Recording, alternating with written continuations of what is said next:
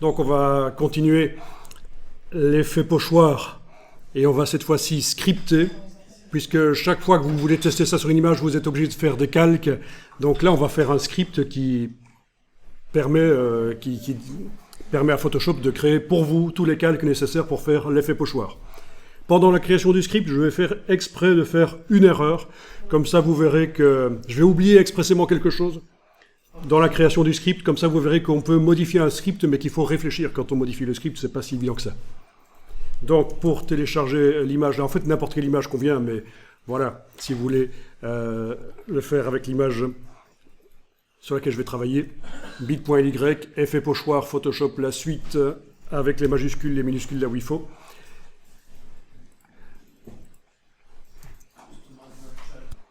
Alors voilà le résultat que j'ai obtenu en 1 minute. Donc ça peut servir vraiment, c'est graphique, c'est ça qui est intéressant, c'est graphique, ça peut servir pour des affiches. Bon, c'est pas génial, il y a un petit problème au niveau du masque de fusion, là, c'est pas vraiment noir, mais enfin c'est quand même presque noir. Ok, et il y a 2 niveaux de netteté là. Alors si j'analyse ce que j'ai dans la palette des calques, ça vous ne l'avez pas, je vous le montre, hein. C'est quelque chose qu'on va se faire ensemble en fait. Il y a 2 groupes, donc j'enlève l'œil en face du groupe du dessus, on est sur le groupe du dessous, on a le premier niveau de netteté, c'est-à-dire que vous savez que dans le groupe là, il y a un objet dynamique déjà, l'image a été transformée en objet dynamique et on a mis un flou gaussien dessus qui apparaît dans la palette des calques puisque c'est sur un objet dynamique. Et le flou gaussien est assez fort là, il est à 4,7, voilà. Donc c'est pour ça que pas mal de détails a disparu. Et dans l'autre groupe, et je vais désactiver le masque ici avec la touche majuscule rapidement, voilà, donc tout apparaît. Dans l'autre groupe, le niveau de netteté est différent. Si je double-clique sur flou gaussien là, c'est pas 4,7, c'est 1,8. Et ça n'apparaît qu'à certains endroits, grâce au masque ici.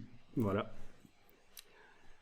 Et donc, quand on superpose les deux, on a cet effet qui est relativement intéressant. Le but, c'est de voir surtout, après, c'est vous qui gérez le côté graphique, hein. Vraiment, ce n'est qu'un prétexte ici d'image. Je vais fermer ça pour vous montrer que j'ai créé un script.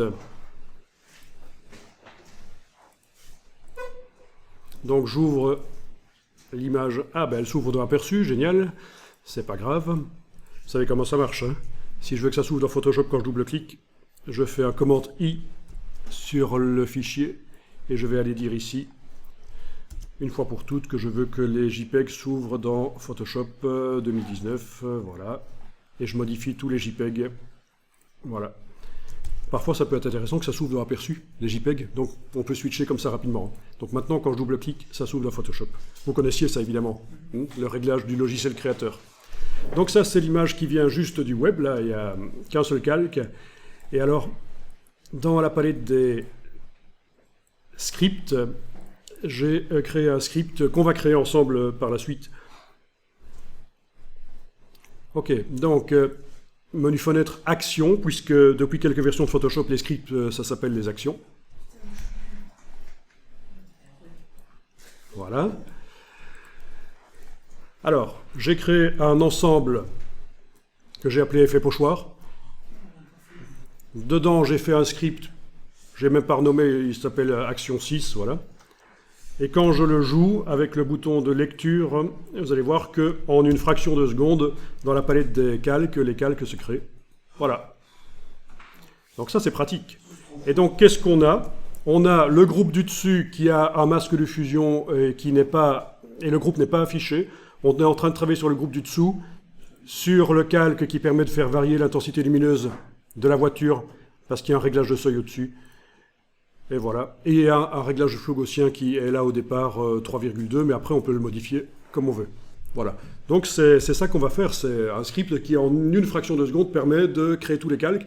Et ce que vous allez apprendre là, évidemment, vous allez pouvoir vous en servir en fonction de tous les travaux que vous allez devoir faire par la suite. On ne sait pas, c'est vous qui allez faire les travaux, je veux dire, chez vous, au boulot.